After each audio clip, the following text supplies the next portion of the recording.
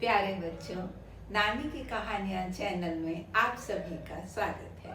बच्चों, राम कथा के पिछले एपिसोड में हमने देखा था कि श्री राम और लक्ष्मण ने मुनि विश्वामित्र के आश्रम को राक्षसों के भय से मुक्त कर सुरक्षित कर दिया था और कुछ समय के लिए वहीं रुक गए थे। एक दिन विश्वामित्र मुनि ने कहा कि राजा जनक का निमंत्रण मिला है धनुष यज्ञ में आने के लिए। सो विश्वामित्र मुनि राम और लक्ष्मण को लेकर धनुष यज्ञ में पहुंचे। अब धनुष यज्ञ क्या है बच्चों? पुराने जमाने में राजा अपनी पुत्रियों के लिए जब वर ढूंढता था तो एक स्वयंवर रखता था। राजा जनक ने अपनी पुत्री सीता के लिए स्वयंवर रखा था। बहुत दूर दूर से राजाओं को बुलाया था। विश्वामित्र मुनि श्री राम और लक्ष्मण को लेकर पहुंचे तो उनका बहुत ही आदर सत्कार हुआ। श्री राम की सांवली मनोहर मूर्ति देखकर तो बच्चों तुम्हें पता है सभी मुग्ध हो जाते हैं। तो राजा जनक भी मंत्रमुग्ध से रह गए। अब चलो देखते हैं धनुष यज्ञ। एक बहुत बड़ा मंडप बनाया जाता था, समझो आजकल के क्रिकेट ग्राउंड जैसा।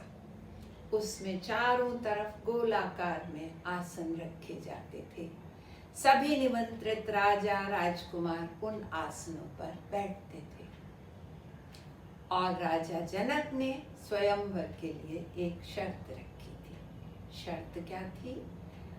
मंडप के बीचों बीच सामने एक ऊंचे स्टेज पर रखा हुआ था शिव जी का एक पुराना बहुत भारी धनुष।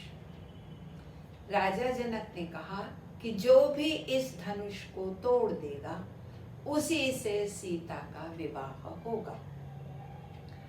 अब सभी राजा बैठे हुए हैं। श्री राम और लक्ष्मण को भी बहुत सुंदर आसन दिया गया। मुनि विश्वामित्र के साथ वो भी आसन पर बैठ गए। प्रतियोगिता प्रारंभ हुई। एक राजा जो बहुत शूरवीर था, धनुष चलाने में भी बहुत निपुण था, वो सबसे पहले आया।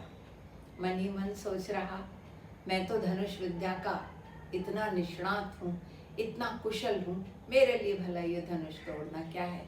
ये तो चलाना भी नहीं है, सिर्फ तोड़ना है। पास आया बच्चों, देखो क्या हुआ। धनुष छूने की, उठाने की कोशिश की। अरे ये क्या? ये तो धनुष उठ ही नहीं रहा। और जोर लगाना पड़ेगा। थोड़ा और जोर लगाया, अभी भी नहीं। और जोर, और जोर, अपनी पूरी शक्ति लगा दी कि किसी तरह धनुष उठ जाए। उठने की बात तो छोड़ो, वो तो हिला तक नहीं। कितनी ही कोशिश की, 5 मिनट तक यत्न करता ही रहा। अंत में निराश होकर नीचे मुंह लटकाकर वापस आ गया। अब ऐसे ही दूसरा राजा उठा। उसने सोचा ये बीच में से उठा रहा था, मैं शायद साइड में से उठाऊं तो उठ जाएगा। उसने भी बहुत कोशिश की, सब संभव प्रयत्न किए, धनुष हिला तक नहीं। ऐसे दूसरे तीसरे अनेक राजा आए, किसी से नहीं हिला। वहीं एक राक्षसों का राजा आया हुआ था, रावण। रावण बहुत बलशाली था। उसने एक बार कैलाश पर्वत को अपनी भुजाओं पर उठा लिया था। अहंकारी भी बहुत था, घमंडी भी बहुत था। तो दर्प में चूर मदांध होकर आया और मन में सोचने लगा, जब मैं कैलाश उठा सकता हूँ तो ये धनुष क्या है? ये क्या हुआ? उठाने की कोशिश की, उससे भी नहीं उठा। मन ही मन बहुत हैरान होता रहा, पर जितनी कोशिश कर सकता था करी, वो भी हार कर चला गया। अब जब किसी राजा से नहीं टूटा तो सब राजाओं ने सोचा, आखिर ऐसा कैसा धनुष है, हम 1000 राजा मिलकर इसे उठाते हैं। 1000 राजाओं ने मिलकर धनुष उठाने की कोशिश की, फिर भी धनुष हिला ही नहीं, टस से मस नहीं हुआ। रामचंद्र जी तो ये सारा कौतुक देखते चले जा रहे हैं।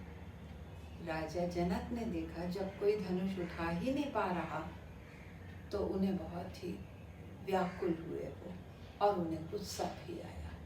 उन्होंने कहा, मैंने तो समझा था ये पृथ्वी वीरों से भरी हुई है, कोई एक वीर आकर धनुष तोड़ देगा और मेरी सीता का विवाह हो जाएगा। लेकिन ऐसा लग रहा है ये पृथ्वी तो वीरों से रहित हो गई है। मेरी पुत्री का विवाह तो शायद विधाता ने लिखा ही नहीं। ये सुनकर लक्ष्मण कुछ उत्तेजित होने लगे। राम से बोले, आपके होते हुए ऐसी बात?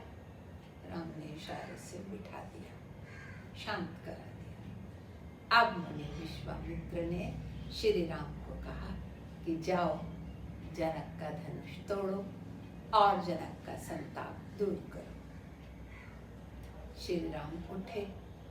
अब श्री राम को सब जैसे ही देखने लगे, सब मंत्रमुग्ध से हो गए। सारे पुरवासी मनाने लगे कि इन्हीं से सीता जी का विवाह हो।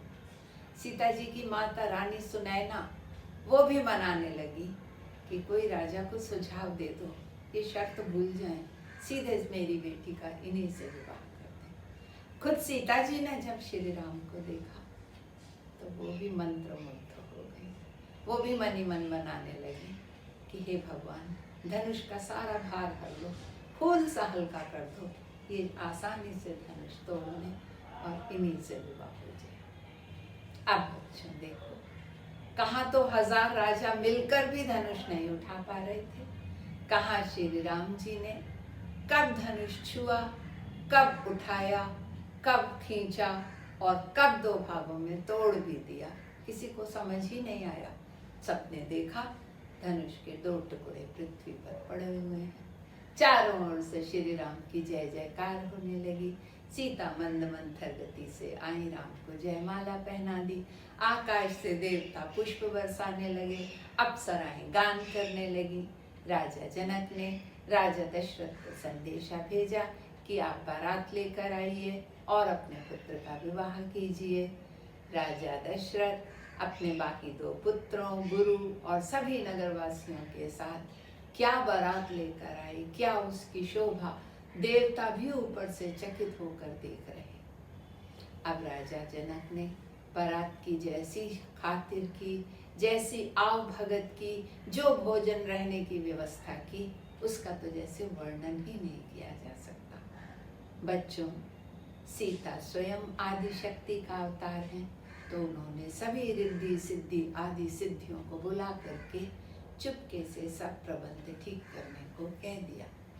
सो ऐसा प्रबंध हुआ जिसका कि कोई ना कोई उपमा ना कोई कवि वर्णन भी कर सकता। राजा जनक ने सीता का श्री रामचंद्र से, उर्मिला का लक्ष्मण जी से, मांडवी का भरत से और छोटे भाई कुशध्वज की पुत्री श्रुतकीर्ति का शत्रुघ्न से विवाह कर दिया। कुछ दिन और आव भगत स्वीकार करके राजा दशरथ चारों पुत्रों और पुत्रवधुओं को लेकर आनंद पूर्वक अयोध्या लौट आए। माताओं ने चारों बहुओं की आरती उतारी, सादर सत्कार किया और पूरी अयोध्या मानो आनंदोल्लास में डूब गई। तुलसीदास जी कहते हैं, जब ते राम ब्याही घर आए, नित नव मंगल मोद बधाए। सो बच्चों, इस आनंद मंगल के बाद राम के जीवन में और क्या क्या घटनाएं हुई, उन्होंने और क्या क्या लीलाएं की, ये सब हम देखेंगे अगले एपिसोड में।